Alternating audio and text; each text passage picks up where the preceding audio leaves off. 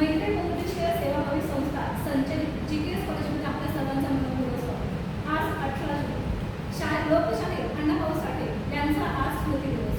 अण्णाभाऊ साठे हे बहुजन समाजातील आहे, परंतु ते अतिशय कमी जरी शिकले असले तरी त्यांचं जे साहित्य आहे ते परदेशात देखील गेलेलं आहे। त्या अण्णाभाऊ साठेविषयी आज आपण थोडक्यात बघणार आहोत।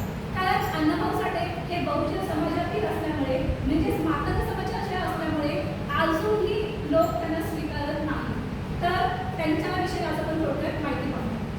अण्णाभाऊ साठे यांचा जन्म 1 ऑगस्ट 1920 रोजी झाला। त्यांचं मूळ नाव हे तुकाराम आहे। त्यांना सांगली जिल्ह्यातील वाळवा या गावात म्हणजेच वाटेगाव या गावामध्ये त्यांचा जन्म झाला। हे मातंग समाजाचे असल्याने त्याचप्रमाणे ऐतिहासिकदृष्ट्या अस्पृश्य मानले जात असल्यामुळे त्यांना शाळेमध्ये शिक्षण घेता येत नव्हते। जवळजवळ त्यांचा शिक्षणाचा कालावधी हा 1.5 दिवसाचा मानला जातो। म्हणजे ज्यावेळी अस्पृश्य लोकांना शिक्षण घेता येत नव्हतं त्यावेळी ते जेव्हा शाळेत गेले तेव्हा कुलकर्णी मास्तरांनी त्यांनी हातात छडी फेकून त्यांना मारली आणि बोलले, तू इथे देखील आलास का? ती छडी अण्णाभाऊंनी घेतली आणि शिक्षकांना मारली आणि ते तेथून पसार झाले। अशा प्रकारे त्यांचा 1.5 दिवसाचा शालेय उपक्रम होता।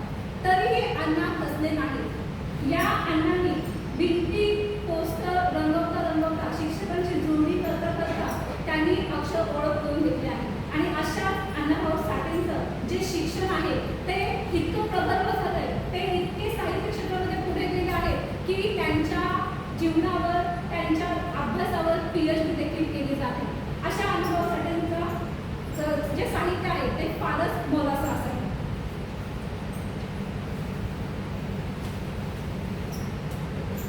अण्णाभाऊ साठे यांनी जवळजवळ आतापर्यंत 35 कादंबऱ्या लिहिलेल्या आहेत। वेगवेगळ्या प्रकारच्या कथा लिहिलेल्या आहेत। लावणी पोवाडे असे देखील त्यांनी लिहिलेले आहे। मला एक सांगायचं आहे तुम्हाला आपण की ज्यावेळी रशियामध्ये स्टॅलिनग्राड हे जो चौक आहे त्या ठिकाणी अण्णाभाऊ साठेंनी शिवाजी महाराज जे महाराष्ट्राचे दैवत आहे, ज्यांना महाराष्ट्रामध्ये ओळखलं जातं, अतिशय मानाचं स्थान आहे, अशा शिवाजी महाराजांची कीर्ती त्यांनी रशियामध्ये पोहोचवली। त्यांनी जेव्हा शिवाजी महाराजांचा पोवाडा पाहिला तेव्हा रशियन जे लोक होते त्यांना मराठी समजत नव्हते, पण त्यांनी द्विभाषिक भाषा रूपांतर करणारे ठेवले होते। आणि ज्याप्रमाणे अण्णाभाऊ साठे शाहिरीमध्ये पोवाडा गात होते तसाच पोवाडा जो भाषांतर करणारा होता तो बोलत होता। आणि त्यांच्या पोवाड्यामुळे रशियन जनता इतकी खुश झाली की ज्या वेळेस कार्यक्रम झाल्यानंतर आपले पंडित जवाहरलाल नेहरू रशियामध्ये गेले होता त्या काळामध्ये लोक रस्त्यावर शिवाजी महाराज की जय अशा घोषणा करत होते। त्यावेळेस पंडित नेहरूंना आश्चर्य वाटले की महाराष्ट्रातील शिवाजी महाराज रशियातील लोकांना कसं माहीत?